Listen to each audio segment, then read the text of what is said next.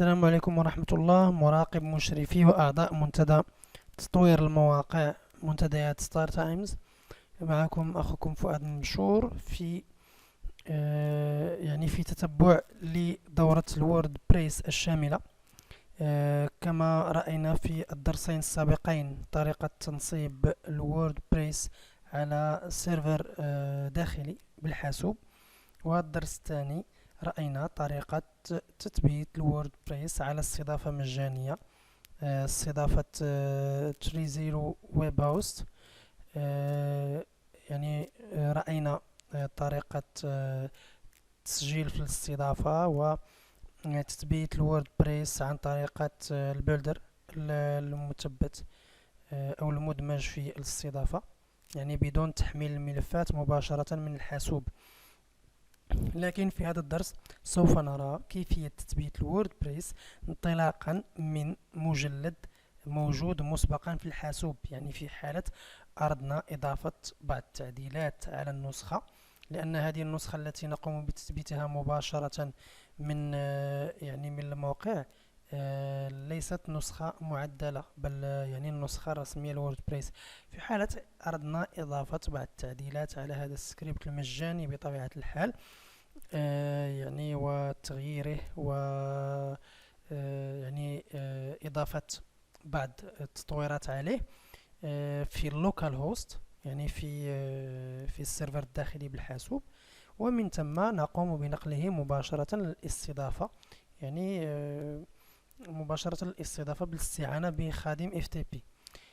أول شيء بالنسبة للأعضاء الذين لم يتتبعوا الدرس الثاني، في طريقة التسجيل في هذا الموقع وتثبيت الوورد بريس، المرجو مراجعة فهرس الدورة انطلاقا من منتدى تطوير المواقع، وسوف أضع لكم الرابط أيضا مرفق مع هذا الفيديو في حالة شاهدتم الفيديو مباشرة من اليوتيوب.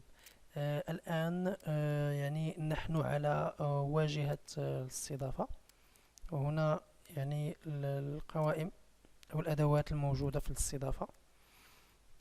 نأتي مباشرة إلى Settings ونضغط على General، وكما تلاحظون هنا في أول مجموعة أجد المعلومات الخاصة بال FTP. جيد، إلى هنا جيد. هذه هي المعلومات التي سوف تساعدني في الدخول إلى برنامج ال FTP ورفع الملفات مباشرة من الحاسوب إلى هذه الاستضافة. أول شيء سوف نحتاجه بطبيعة الحال هو خادم ال FTP، وأشهر برنامج معروف والذي أستعمله شخصيا هو برنامج الفايل زيلا، الذي سوف أضع لكم رابط تحميله مباشرة في مرفقا مع الدرس، أو يمكنكم تحميله مباشرة من الموقع الرسمي filezilla_project.org، تحملون النسخة التي تريدون، 64 و 32، وأضغط على داونلود فايل زيلا كلينت. وكما تلاحظون هناك نسخة برو وهناك نسخة مجانية. أقوم بتحميل النسخة المجانية إلى الحاسوب، وبطبيعة الحال أحتاج إلى برنامج الووردبريس الذي يمكنني أن أحمله من موقع wordpress.org مباشرة. كما تلاحظون أو كما أشرنا مسبقا، النسخة متوفرة بالإنجليزية، الفرنسية، العربية، ويمكنكم تغيير اللغة كما تريدون بعد التثبيت مباشرة. اضغط على داونلود ووردبريس. سبق أن أنا حملت مباشرة مسبقا السكريبت أو البرنامج. جيد. لحد الآن قمنا بتحميل الفايل زيلا، برنامج ال FTP وبرنامج إدارة المواقع الذي هو الووردبريس. نقوم بتثبيت برنامج الفايل زيلا. طريقة تثبيت البرنامج هي سهلة. يمكن أن أرفق لكم فيديو للتثبيت مع مرفقات الدرس، ولكن تثبيته بسيط، ليس به مشكل. عند تثبيت البرنامج أو بعد تثبيت البرنامج نقوم بفتح البرنامج من سطح المكتب، من أيقونة البرنامج مباشرة. ونقوم ب يعني استعادة هذه المعلومات يعني الخاصة بال FTP. أول شيء وهو الهوست نيم. نأخذ الهوست نيم ونضعه في منطقة الهوت أو الهوست.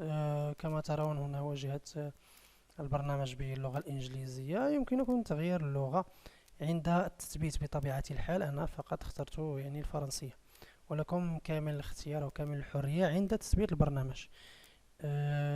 يعني تاني خانة يطلب مني اليوزر نيم أو الإيدنتيفيون، وهنا خانة الباسورد أو كلمة المرور. بالنسبة للبوابة هي 21، يعني دائما يعني حتى ولو لم أكتبها هنا يعني البرنامج يضع البوابة 21 مباشرة، وأضغط على connection. وكما لاحظتم هنا يعني تم فتح مجلد الموجود بالاستضافة مباشرة.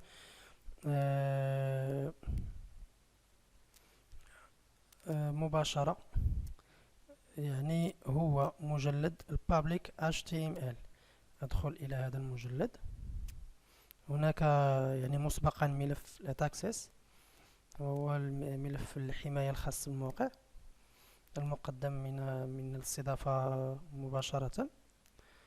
آتي إلى ديسكتوب، وهو المكان الذي وضعت فيه الووردبريس التي قمت بتحميلها مسبقا، وفك ضغطها. نعود إلى برنامج الفايلزيلا، نضغط على يعني المكان أو المسار الذي يوجد به مجلد الووردبريس. هو ندخل إلى المجلد ونقوم باختيار جميع الملفات بطبيعة الحال، ونقوم بسحبها من هذه النافذة إلى يعني نافذة أو السيرفر أو يعني المساحة التي أعطاها لنا موقع الويب هوست. وكما تلاحظون الآن يعني تحميل الملفات جاري الآن. هناك 1700 ملف يعني في خانة الانتظار، ويقوم الآن البرنامج برفعها. سوف ننتظر قليلا حتى يعني يتم رفع جميع الملفات، وسوف نعود بعد قليل.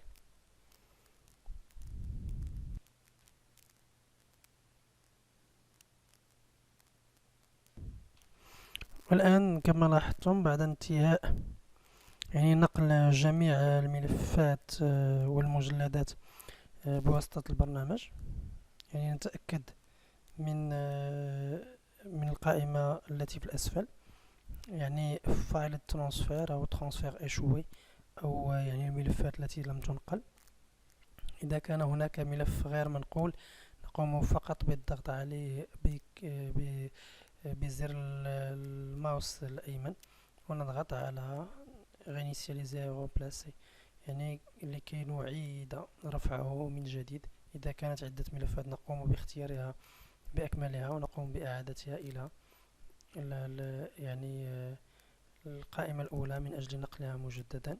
نتأكد أن جميع الملفات عدد الملفات التي أو الذي كان لدينا في الأول هو الذي نقل.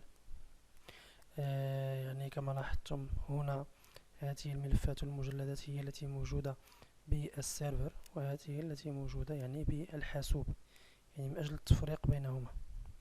جيد.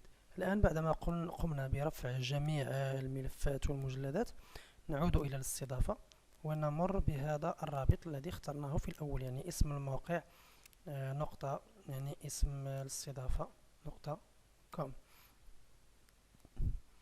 نقوم بالتوجه إلى رابط الموقع، وكما لاحظتم الآن الووردبريس تطلب مني بدء التثبيت.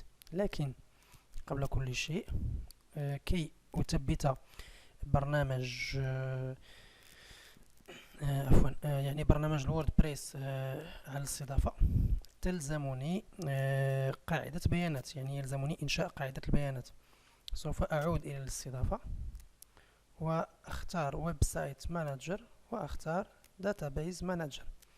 أو يعني إدارة قاعدة البيانات. نحن الآن في صفحة إدارة قاعدة البيانات. نضغط على New Database أو قاعدة بيانات جديدة. هنا نختار Database Name.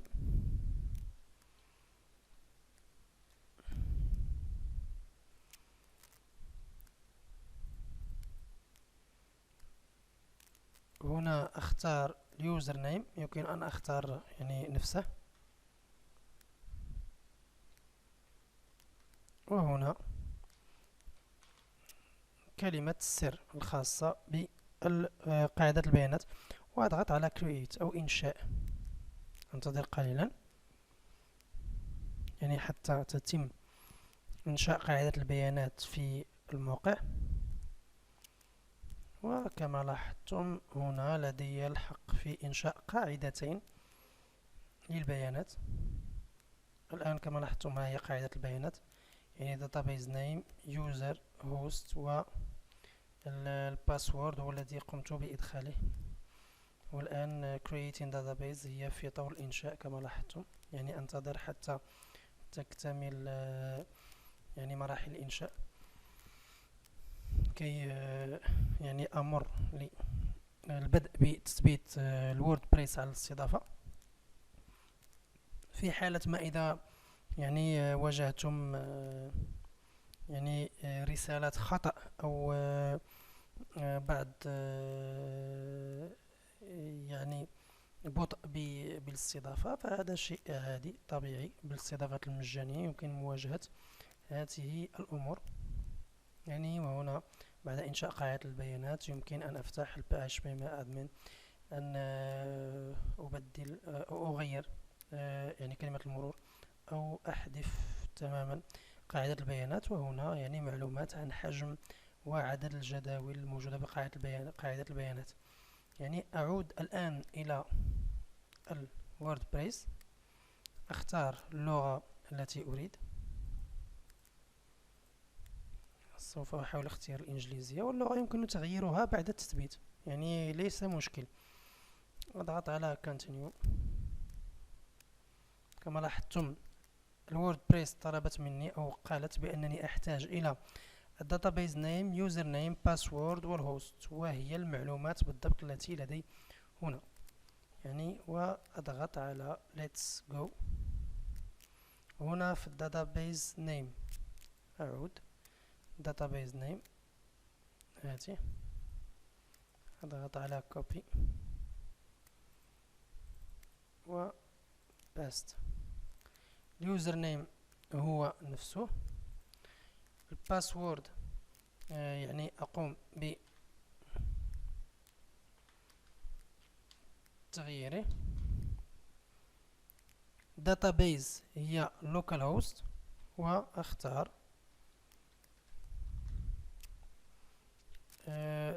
table prefix أو يعني يعني اسم الجداول الموجودة بقاعدة البيانات، وأضغط على submit. كما لاحظتم all right، يعني كل شيء صحيح. وأضغط على run the installation، يعني بدء التثبيت، وأنتظر يعني الوقت الذي سوف تحتاج الاستضافة إلى تثبيت يعني قواعد البيانات. جيد.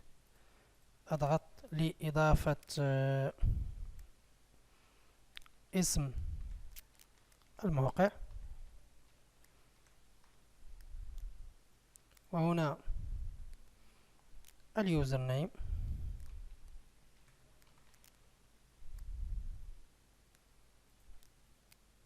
هنا اختار كلمة المرور التي أريد. هنا البريد الإلكتروني، وأضغط يعني أختار هذه الخانة إذا لم أريد أو لا أريد أن يتعقب محركات البحث الموقع الخاص بي. يعني اليوزر نيم، الباسورد، البريد الإلكتروني واسم الموقع. أضغط الآن على Install WordPress وأنتظر يعني الاستضافة حتى تقوم بتثبيت جميع الجداول بقاعدة البيانات. الآن بعد الانتهاء من تثبيت البرنامج، كما لاحظتم رسالة success، يعني أن كل شيء ثبت بطريقة جيدة. هنا اليوزر نيم وهنا your chosen password، يعني كلمة المرور التي اخترتها. أضغط على log in، أضغط على أو أختار اسم المستخدم وأقوم بكتابة كلمة المرور.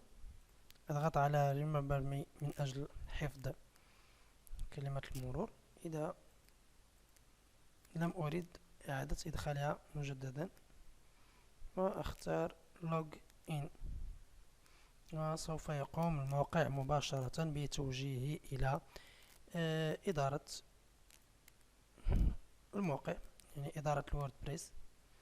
وكما لاحظتم يعني الآن قمنا بتثبيت نسخة الووردبريس مباشرة عن طريق رفع الملفات من الحاسوب بمساعدة يعني برنامج ال FTP. أتمنى أن الشرح كان واضحا وسهلا. إلى هنا استودعكم الله، وأقول لكم إلى الشرح المقبل، مع تحيات أخوكم فؤاد مبشور من منتدى تطوير المواقع، منتديات ستار تايمز.